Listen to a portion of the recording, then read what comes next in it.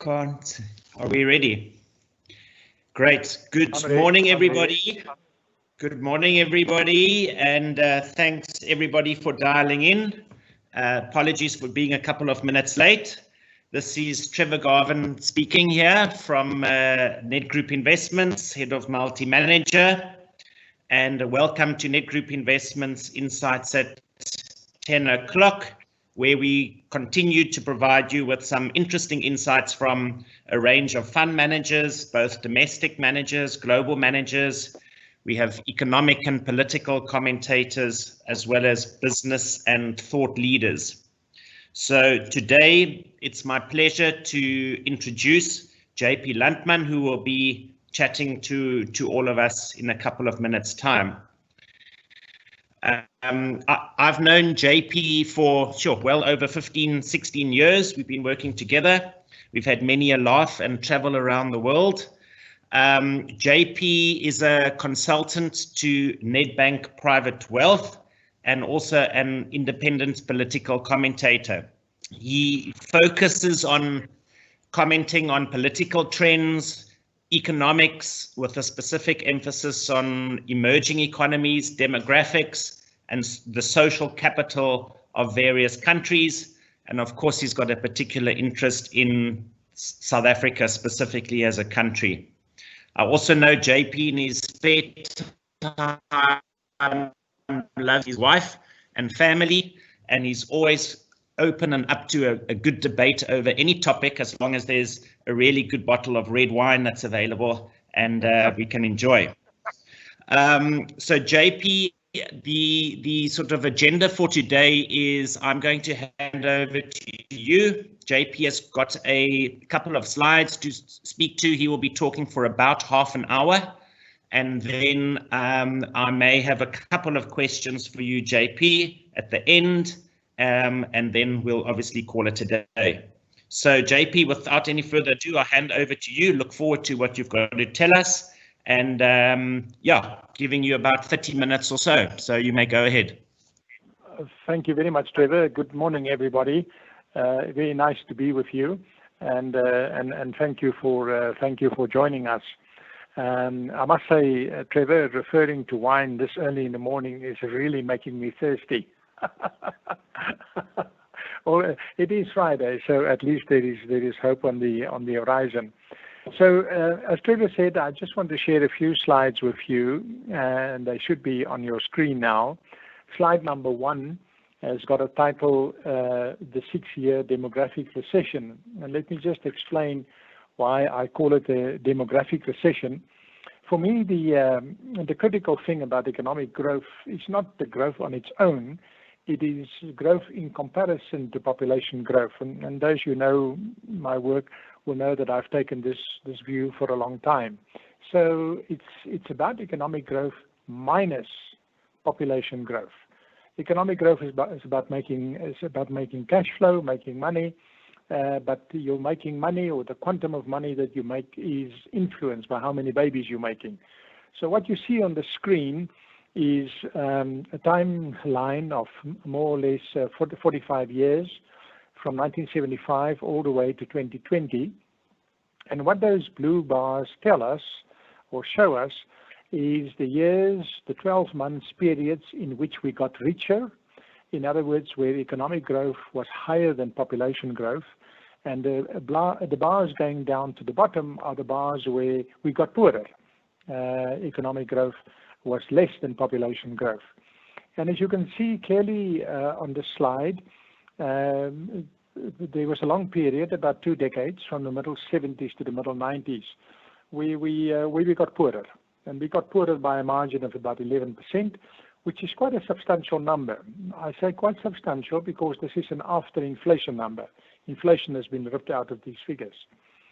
And then you can see from the middle 90s to about 2014, we've had quite a nice recovery. And the country got richer by 33%.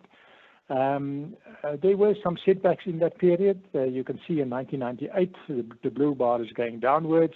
And you can see in 2008, the blue bar also goes downwards. Those were the 2 years where we had international crises, and South Africa was affected by those crises as well. But there's no denying that in general, the period from the mid-90s to 2014, a period of about 20 years, 21 years, we got substantially wealthier. And, as I always say to South Africans, where do you think Umhlanga comes from? 3 decades ago or so, those were just cane fields. Where do you think Sandton comes from? Where do you think the property prices in the Western Cape comes from? I was talking to a farmer yesterday who bought a farm 20 years ago for 8 million rand, and that farm was now valued at 125 million by the bank. He's done a lot of improvements and capital works and so on, but that's the kind of thing that happens when you've got a 33% rise or 33% increase in per capita incomes. What you can also see on the screen is that starting in 2015, for the 5 years to 2019, I know it sounds like 4, but count them on your fingers. From 2015 to 2019, 5 years, our per capita incomes, our economy stagnated and per capita incomes declined by about 3%. So we got poorer again. So that long run that we had after the democracy have certainly been interrupted and turned around. Not turned around in a train smash way, but certainly turned around. Where the train smash is destined to come in will be in 2020. We don't know at this stage yet. The year is not over. But the expectation is that by the end of this year, per capita incomes will probably be about 11% lower than what they were in December last year. So we're taking a huge whack. Make no mistake. Even at minus 3%, you're taking a whack. For some people, it's an immaterial number. The income has gone up. They're living better. Other people have lost their jobs. They've been retrenched. Their businesses have been closed down. People who've managed to hang on to their jobs and hang on to their businesses have not seen an increase in income. So the minus 3% is not just a number. It illustrates the real life outside there on the streets. And therefore, the minus 11, which is the anticipated figure for 2020, is really quite a serious whack. Let me just explain how we get to that minus 11. The assumption is that the economy will shrink, will contract by 9.5%, and then our population growth is about 1.5%, so you add that on, and you end up with a minus 11 figure. This is the most serious number since 1921. It is even more serious than the 1929 depression. The depression is well known of 1929, and people refer to it and so on. At that point, the decline was about minus 8%. But in fact, a few years earlier in 1921, we had a bigger decline. We had a decline of about 14, 15%. And that was because there was a very serious drought in South Africa in 1921, and that contracted the economy and pushed incomes down. So this is the worst. This minus 11 for 2020 is the worst since 1921. We can talk about the worst in 100 years. So that is where we are at the moment. We were in trouble, economically speaking, for 5 years before the COVID epidemic struck us. Now the COVID epidemic has struck us, or pandemic, and now we're sitting with probably a minus 11% number for this year. It's a forecast, but I think it's a reasonable one. It comes from the Bureau of Economic Research at Stellenbosch. So the first point, what is the impact of the COVID pandemic? The first one is it aggravates by a wide margin the troubles that we had in any case before the pandemic struck.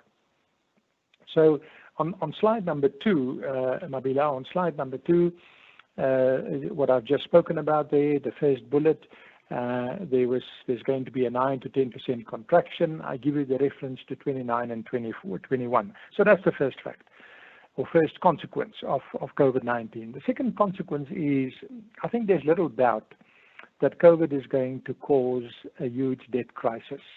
When do you have a debt crisis? You have it when income is not enough to service debt. And that applies to a government, to a company, a business, and to individuals and individual households. When your income is no longer enough to service your debt commitments, to pay the interest and to repay capital, then you've got to get a debt crisis. And the world will still have to work through this. The third consequence is that I think the COVID crisis has strengthened the position of President Ramaphosa considerably. Nedbank Private Wealth distributed a note on that in May, and there we quote various poll numbers and so on. There's no question that if the president was before this pandemic started 60-40 in charge of his party, then I think it's safe to say he's now probably 70-75% in charge of his party. He's very far away from that 48% with 48-52 margin with which he was elected 2.5 years ago at Nasrec. I know in the course of April and May, a lot of fake news has gone around saying that he will be kicked out, or he has even been kicked out by the ANC. He will be replaced by NDZ, he will be recalled, and so on. Frankly, Trevor, that is all rubbish. None of that is true, and on the contrary, I think the COVID pandemic has helped him. The fourth consequence that I see from COVID is that there's a cohesion and an urgency around economic growth. And you would have seen it in the last few days, empirical evidence of that, when the ANC released a 34-slide document on which they talk about economic reconstruction and how they want to do it. But it's not just that. You can listen to the Minister of Finance, you can follow what the President himself says. I think there's a very real realization now that we're in deep trouble and we need to do something about the economy and do that urgently. Now that's a plus in a political sense. The last point I want to make about the consequences of COVID is the fact that we mustn't forget that at the end of March we were finally downgraded by Moody's, and at the end of April we were finally kicked out of the World Global Bond Index. And everybody predicted the end of life as we know it when that occurrence happens. Well, it has happened. It is not the end of life. We've not gone to the IMF as many people has predicted and others have hoped. Some others have feared. What is coming out clearly, and that's a lesson from the COVID pandemic, is we survived not just COVID, but we also survived the downgrade at the same time. I think that's quite a compliment. That's quite a compliment for the stability and the strength and how deep the South African financial markets are. And the fact that we could weather it, is something to bear in mind. Our long rates now are virtually back where they were before the downgrade, in spite of COVID. The currency is still weaker, and that's one of the things that one would expect in conditions like this. And it is, in a sense, a minor price to pay for the changes that has occurred. So that is where we are, and that is, I was asked to talk a little bit about the safe consequences. Let's go a step further now to slide 3, Nabila, and just look at how are we going to get out of this low growth scenario in which we are. Now, there are a number of bullets on the screen. Let me just talk to them one by one. I think the first point to make is that fiscal and monetary stimulation at the moment is not really possible unless you are willing to print money. Now, both the government and the Reserve Bank, both the politicians as well as the technocrats, have made it clear that we're not going to print money. There are people who believe that it should be done. Julius Malema is one. You're welcome to follow his economic advice if you want to. The chances of printing money to get out of where we are is really not very high. The second point that is important is we need to maintain. It's really linked to number one. We need to maintain a stable and a predictable macroeconomic policy. So your fiscal policy and your monetary policy must be. You must know where you're going, and people must know what they can expect. Now, the governor has made very clear where he stands, and we know where we stand with the Reserve Bank and with interest rates. We're getting a new budget on 24 June, another 2 weeks or 3 weeks to go. And that budget will give us detail of where we stand on the fiscal policy post-COVID. Obviously, the budget that we got in February is no longer relevant. It's really no longer relevant. So it's about where we're going now that we're in the middle of the epidemic. So you cannot print money. That's not open to us. You have to maintain a stable macroeconomic policy framework. And the evidence that we've done that is in the 500 billion rand COVID relief, which the president announced. Of that 500 billion, only around about 95 billion rand extra has to be borrowed. It's actually quite a clever package if you can do relief of 500 billion at the cost of only borrowing 90 billion more. And we will get that 90 in all likelihood from the 4 financial institutions: the IMF, the World Bank, the BRICS Bank, and the African Development Bank. And I think the BRICS Bank one is the furthest advanced. They talk about $1.5 billion, and the IMF has already said that South Africa can access 4.2 billion. And these fundings or these monies is to be used for fighting COVID. Now, the third bullet I think is really the key point. If we want to get out of the low growth in which we're stuck, then we have to do a lot of structural reform in the economy. Now, structural reform is one of those things, it means different things to different people. For some people, it means that you have to privatize everything.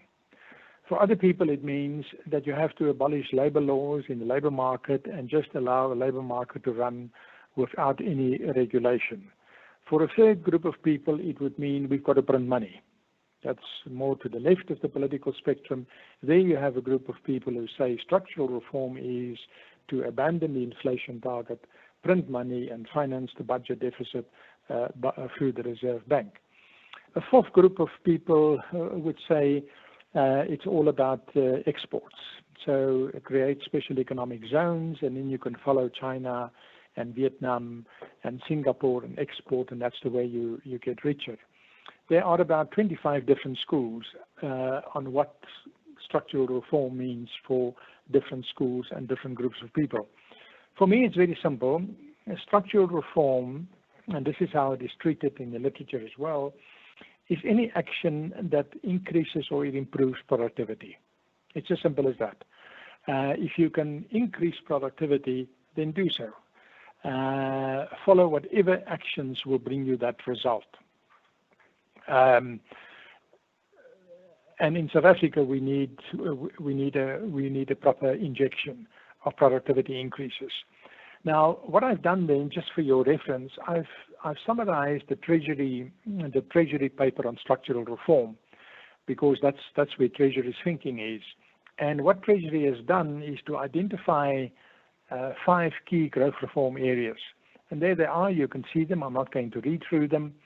That is what they've identified as the areas in our national life, in our economy, where we have to do reforms to increase productivity. I want to focus on the first one only, and then in fact only on half of the first one. Modernizing network industries. This is now both in government and in ANC. This is a big theme that we can't carry on with electricity, with our network industries, which in the way that we have been carrying on. We have to change that. And that then includes transport, water, energy, and spectrum release or telecommunications. I'm going to talk only about energy and electricity this morning and briefly about spectrum. Why? Because I think that's where things are the furthest advanced. The others, take for example, the one item there, prioritizing growth in labor-intensive sectors like agriculture and tourism. Well, tourism is dead. And those of you involved in agriculture will know that agriculture is moving more and more capital intensive. So to talk about labor intensity, I think you'll have to wait long before you get results. So I want to focus on energy because I think things have progressed very far there. It's quite clear that the ANC and government and unions are aligned, which is important, which is an important political backdrop, and then spectrum release. So on slide number 4, On slide number 4, heading energy, you really only have to go back to 2 documents. The one was about 60 pages, the other one about 66 pages, I think, if I remember correctly, that were published in October 2019. So that's about, 9 months ago. And those 2 documents dealt with South Africa's integrated resource plan, how we see energy developing over the next 10 to 30 years, and the second document dealt with Eskom. And here is the key summary. In terms of the IRP, it stipulates that over the 11 years from 2019 to 2030, 30,000 megawatt of electricity, new electricity capacity must be installed. And then on this line there, you can see that 48% of that new capacity is envisaged. It will come from wind, 20% from solar. Gas will make a contribution of 10%, hydro 8%, storage, that's basically a battery technology, and hydro storage will do 7%, excuse me. And coal is the smallest contribution, 5%. Now, if you just, and why do we have to create this 11,000 megawatts of new capacity? Well, we have to create it because 11,000 megawatts of current coal-fired power stations, of current Eskom power stations, will have to be decommissioned. First, they're old and they cannot be run efficiently anymore. 2, they are huge contributors to carbon emissions, and South Africa has commitments under the Paris Agreement to reduce our carbon emissions. 3, the maintenance of those things is A, difficult, and B, expensive. So there's general agreement, and Andre de Ruyter has confirmed this, the Eskom CEO, that this 11,000 megawatts will be decommissioned over the next few years. What do you replace it with? Well, you replace it with wind, solar, gas, and the other items that I've shown there for you. So there's a massive change coming in our energy industry. We're going from a situation where 95% of our electricity is provided by Eskom to a situation where less than 60% will be provided by Eskom. And with that, we're going from a situation where 95% of our energy is provided, is derived from coal, to where it will be derived from renewable sources. Not all of them will be renewable. Gas, for example, is not renewable. You can see there's a provision that they must bring in 10%, but gas is certainly a hell of a lot cleaner than coal. So in that sense, it is progress. I personally think if you look at the society around us, what we're going to see in 10 years' time, 15 years' time, is that the gas industry is going to be much, much bigger than what it is today.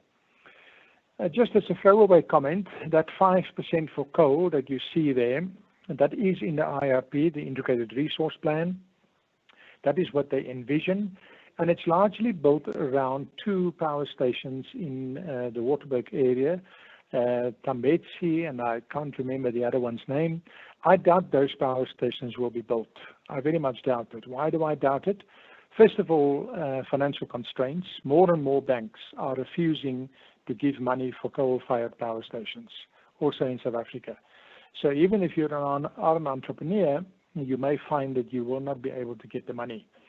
The second reason is environmental concerns. Those projects will be opposed in the courts. They will be opposed in public opinion. They will be opposed in protests from green activists. So unless there's a breakthrough in coal technology, some kind of scientific breakthrough that gives you much cleaner coal, I doubt whether that 5% will even occur. I think that 5% will be spread over the other items, over wind, solar, and hydro. Okay, you can see there in the bullet, I've really already pointed to it, that when we reach this phase of the IRP, by 2030, coal will be less than 60%, renewables will constitute 25% of our energy needs, hydro 8%, nuclear 4.5%. Where does nuclear come in? Nuclear comes in if the hydro project does not take place. So the hydro project refers to the Great Inga scheme in Central Africa. South Africa has signed the takeoff agreement, but it is subject to certain constraints and conditions. Most of those conditions must be met by 2022, which is next year. And if by next year it is clear that they will not be met, then I doubt then South Africa has got a right to step out of those contracts, step out of those agreements. And the department has indicated in that case, if we lose the hydro, they will go for nuclear. And you can see there's a provision for 4.5%. Of course, some of that nuclear will come from Kuiberg in the Western Cape, but there's also new facilities, new capacity that will be erected. And recently, about a month ago, the department has put out a request for information. And its basic stance is if there are private sector players who want to come in and build nuclear power stations, then that's fine. It's for their account, but of course it'll have to meet the test of costs. So that's really a summary in one slide of what is in store for both Eskom and the energy sector in South Africa in general. So let's go to slide 5, please, Nabila, and answer the question: what does this mean in money terms? I mean, we're talking economic growth here. So how will this electricity story, how will it influence growth?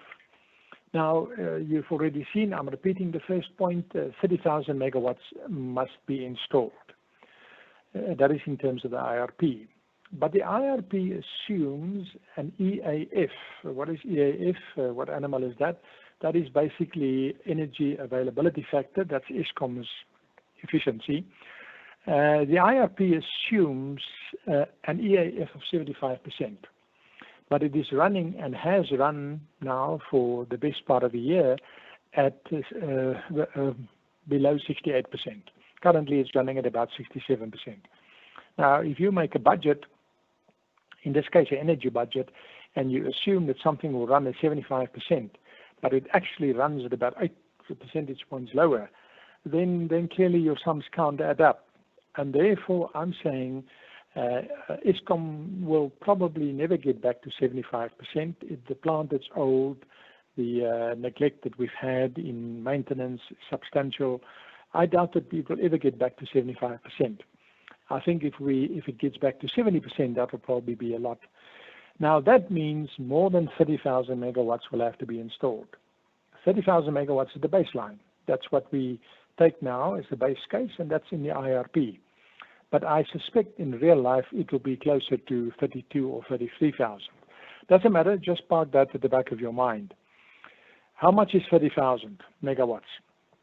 The 6,000 megawatts of renewable energy that we have had so far in South Africa has brought in investment of 220 billion rand, of which 42% came from foreigners. You want to talk foreign direct investment? There is your sector, and clearly there is huge interest. If almost half of that money came from outside our borders, half of the 220 billion, it shows there is huge appetite. It's also, this appetite was confirmed in February this year when the department opened up the requests for interest, which they've received from private sector people for 2,000 megawatts. There were 481 organizations and companies interested. Now let's apply the normal 80-20 rule. Let's say 80% is chancers and bullshitters and people that you can't trust, and only 20% is genuine and real. 20% is still 90 companies, 90 organizations. So there's clearly huge interest in South Africa and outside South Africa in energy investment. Okay, so if 6,000 megawatts resulted in 220 billion rand investment, in how much investment will 30,000 megawatts result? Now, my back of a cigarette box calculation is at least 1 trillion rand. At least 1 trillion rand. And I haven't encountered any serious opposition from people who know much more than I do when I floated this amount around. People accept that if we want to build 30,000 megawatts over the next 10 years, we will have to invest about 1 trillion rand. Now that obviously can't come from government. It obviously can't come from Eskom. it will have to come from private investors. And if you then extend your cigarette box investment and your cigarette box calculation rather, and you say, we want to do this investment over 10 years, let's divide $1 trillion by 10, then you end up with 100 billion a year. Now, how much is 100 billion a year? Well, there you have it in a bullet. South Africa's net investment in the last 2 years was about 200 billion a year. If you feel that that's too low, that we should look at the earlier period, there you've got the numbers for the 7 years before the last 2 years. It was about 211 billion. It doesn't matter which way you cut it, 100 billion on 210 billion is a massive percentage. You're looking at almost 50%. So that's the increase that South Africa can get in its net investment. And I just want to explain something here. When economists talk about investment, it is a standard procedure to talk about gross investment as a percentage of GDP. Deddy Keys taught me that one mustn't mess around with gross investment. You must deduct depreciation. So take your gross investment, deduct depreciation, and you end up with net investment, and that's the really critical number. And I like that. It's conservative. There's nothing flashy about it. Net investment, I think, is the thing to look at. And there you can see the enormous impact that it has. So if you ask me, how do we get out of this low growth scenario in which we are, then I say you restructure Eskom and you restructure, more importantly, the energy industry. How are you going to do that? Well, that is according to the IRP, which, by the way, is being implemented step by step, and I'm happy to take questions about that. So, in conclusion, Trevor, if we can go to the last slide, slide 6. What is the so what that I want to bring across? That we have the worst economic slump in 100 years. Even worse than 1929. COVID-19, I think, is doing us a favor. It is forcing the economy onto the agenda, and it's forcing the item of structural adjustment. The easiest wins, the lowest hanging fruit in structural adjustment is electricity. There's also spectrum release that I have not referred to, and again, we can talk about that, but that train is clearly steaming on, and a company like Vodacom has recently expressed their happiness with the schedule the government has. The target dates will be met, and they're looking forward to making investments. The nice thing about electricity and also spectrum is there's no problem with demand. If you run a hotel or you run a bed and breakfast or you run a B&B, your problem at the moment is you don't have demand for your product. There are no tourists, or very few. So there's no demand for your product. If you're a hospital and you can't do elective surgery, well, then there's no demand for your product. That is not the case with electricity. People want electricity. They want spectrum. You must just supply it to them. They will happily take it and happily pay for it. So I think that's where the economy is going to get a kickstart. It will be on the back of investment. It will not be on the back of easy money. It will be on the back of real investment, and it holds the potential to take the South African economy back to a 2-3% growth rate. And the importance of a 2-3% growth rate, it is much more than population growth. Our population growth is about 1.6%. So if you can grow your economy at 3, that's almost double the population growth. Well, then you can end the 6-year demographic recession that we've had, and we can look at a whole new ball game. Trevor, that is what I have to offer. Thank you. JP, thanks so much for that. Very interesting insights there. I've just got 2 quick questions for you, which if we can keep the answers relatively short. And I mean, you've touched on them on a more economic front, perhaps, but I think I'm sort of focusing maybe on the bit more on the political side.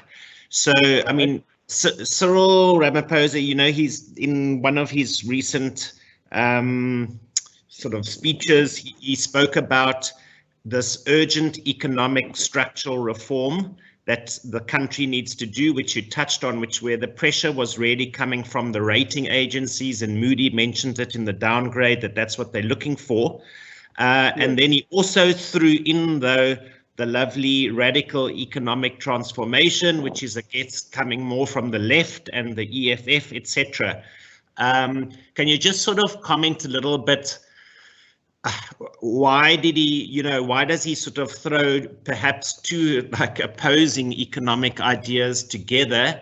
And on these points that you've spoke about earlier, which are the actual actions he needs to potentially be doing, specifically the timing, because if anything, it might be me personally, I feel like Ramaphosa and the government often says the right thing, but then they take ages to action it if it ever happens. So can you just comment a bit about those two opposing comments, and then how quickly you actually think they're going to implement these structural reforms? How quickly are these decisions going to be made and implemented, etc.? Certainly, Trevor. As far as the two opposing statements are concerned, let's look in detail at what the president said, and the one you've covered, that's structural reform. We don't have to waste time there. On radical economic transformation, the other one, what he referred to specifically, and what the ANC is referring to in their 30-page, 34-slide document, is a radical change in the social conditions of black people in South Africa. I think it's right to say that if you look at housing, you look at water, you look at sanitation, you look at a range of basic social services that black South Africans, in spite of all the progress since 1994, are still in a worse position than, for example, their white compatriots. Now, that is, of course, changing. Those dividing lines are blurring. People are moving up and others down and so on. But I think broadly, most South Africans, if they're not agitated, will agree with that statement. And what the president has made clear, and his ministers have made clear, is they want to see a change in that. The second point is they want to see a bigger inclusion of more people, particularly more black people in the economy. Now, what does more inclusion mean? It means more jobs, more livelihoods, more ownership, all the things that you and I enjoy and practice. And in fact, the president has spelled that out in a fair amount of detail. So I don't think if he talks about radical change, he is not meaning what the Jacob Zuma, Ace Magashula squad meant.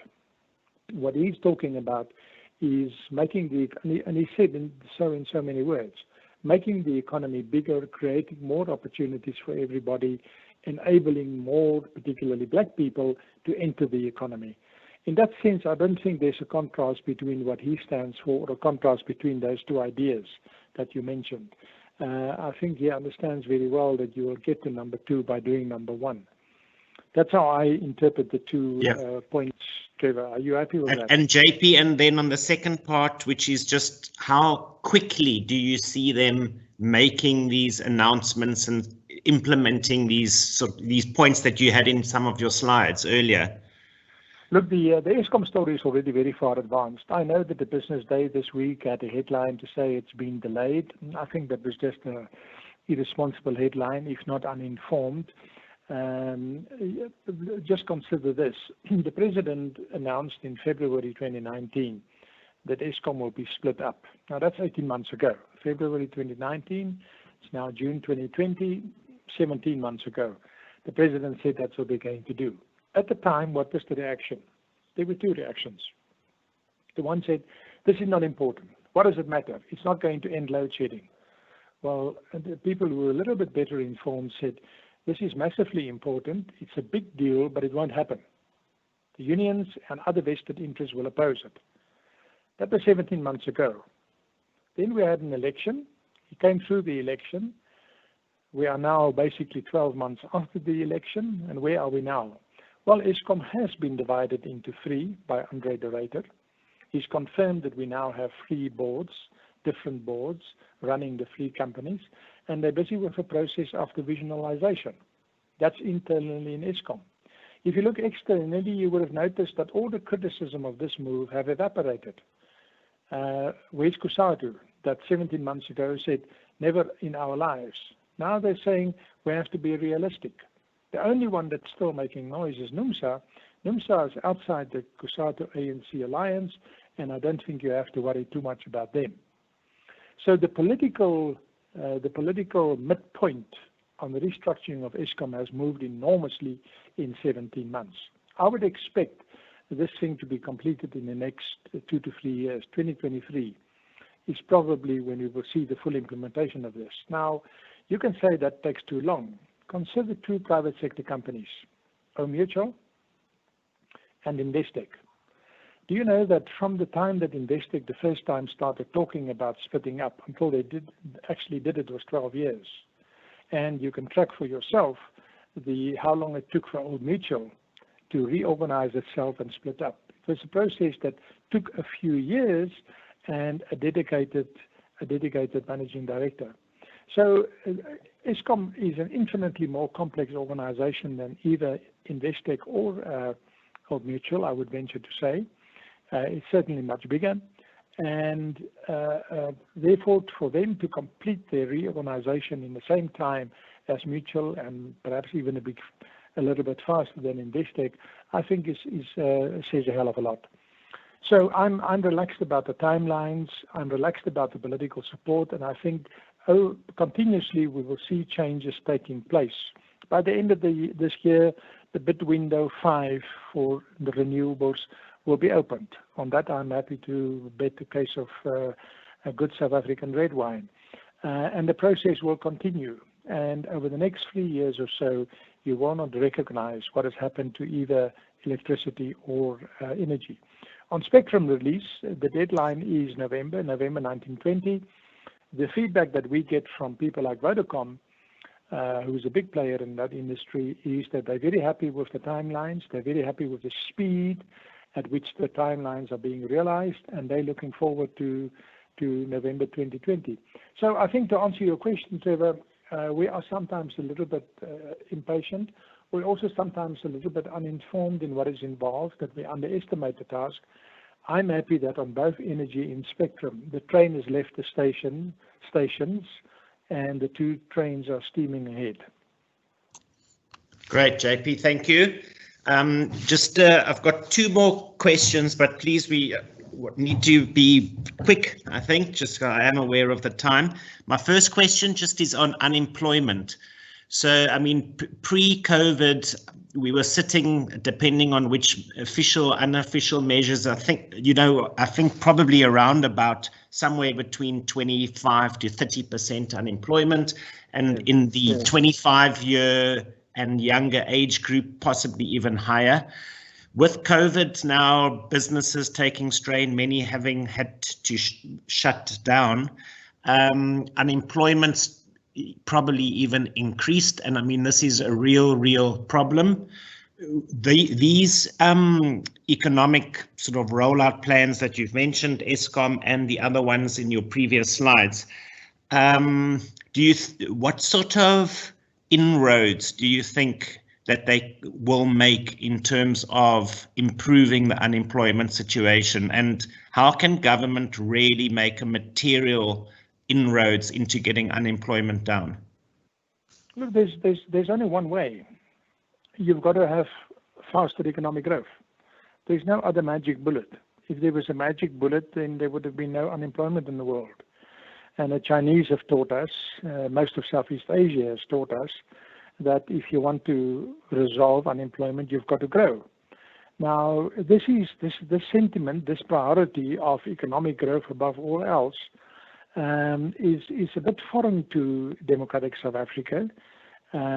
We've always had a certain ambivalence about growth. I call it yes, but. There's always the recognition, yes, growth is important, but it must be green. The growth must be rural. The growth must satisfy or involve women and children. And by the time that you've added up all the buts, there's no yes. You get my argument. We've had a yes, but attitude. One of the things that President Ramaphosa has done, and he did it after the election in his first State of the Nation speech, and he did it again when he was in KZN a few weeks ago. He said, It is economic growth above all else. And that, I think, is a common sense, sensible attitude, which, as I say, has never been so clearly articulated in democratic South Africa. We've always had this ambivalence about growth. COVID has driven the ambivalence away. So your only lever that you can pull is to have growth, and to have growth, you must do the things that we discussed. And I think that's where the political, the body politic is moving. And I tried to say that on slide 2 under consequences. There's no other fix, Trevor, for unemployment. You can, in due course, I think we will have to move to things like a basic income grant, something which the DA has proposed more than 10 years ago already. Up till now, it hasn't been done because it hasn't been possible money-wise. But as you grow the economy and you collect more taxes and so on, it becomes possible to do it. So you must create as many jobs as you can. You must create opportunities for people to earn their own livelihoods. You must help those who can't get jobs at all with a certain minimum income. And again, for that you need economy, for that you need growth. There is really no other substitute. Focus on growth and the rest will follow. If there's one piece of absolute rubbish jargon, it is this phrase, jobless growth. And I know people on both the left and the right like to use it for their political arguments. There's no empirical evidence for that. When the economy grows, that's the international experience through history. When the economy grows, jobs follow. When you have jobs, off you go. That's the only way you can deal with this. Yep, agreed. JP, so just final question, or would like to get your comments. I think it would be amiss of me not to ask you. Of course, we've seen in America just in the last week the terrible killing of George Floyd and the subsequent riots, etc., as well as now this strong movement on trying to rid, I guess, within the states, this racism that's potentially in society there. I would just be interested, in your comments of what you think of what's going on currently in America, and if there are any parallels to South Africa, past or current. Look, I don't think they're parallel to South Africa. The big difference is that here in this country, people, particularly black people, have got a very direct and decisive say in public affairs and in politics. I think the evidence is quite clear in America. They suffer much more exclusion. There is a similarity in that we also have in South Africa police brutality, but I honestly don't think we have it on the scale that they have it in the States. I haven't studied the topic, but that would just be my feeling. We do have police brutality, but not certainly not as much as they. Look, I think it all will play into the election. It can enhance Mr. Trump's chances of re-election. Some people say it could of course damage his chances. I really don't know. We'll have to wait and see. But I think the lesson for us would be we must deal with the fact that a huge part of our population is excluded from society. That is really what the American lesson for me would be for South Africa. Deal with exclusion. And that brings us to the radical change that the President referred to. That brings us to the fact that we have to exclude many, many more of our compatriots in the economic life of the country. They are included in the political life, they are included in the social life, but we need much more inclusion in the economy. Inequality and exclusion in America has gone too far, and we mustn't repeat that mistake. Great, JP. Thank you very much. I think that draws us to an end. I'd like to thank you so much for your time and for dialing in and your interesting comments, as always, thought-provoking. And let's hope the government follows a number of the points that you've highlighted here. So thanks very much for your time. I'd like to thank everybody else for dialing in, and just to remind the people that are dialed in that next week we are continuing with Nedgroup Investments Insights at 10 a.m. At this point in time, we have 2 items on Wednesday and on Friday next week. On Wednesday next week, we have several fund managers presenting over a extended period, over about an hour and a half, on various asset classes, as well as the founder of Ladles of Love, which is an organization in the Western Cape that has been feeding the hungry and poverty-stricken areas, and it's quite an amazing story. And then on Friday, we have David McWilliams dialing in from Ireland. Many of you will have listened to him before. He's also an economic, political commentator, futurist, and he will be speaking about trends globally and how he sees the world post-COVID as well. So please just dial in for those, and otherwise wishing everybody a happy, relaxing, and healthy weekend. Thanks, everybody. Enjoy the rest of your day.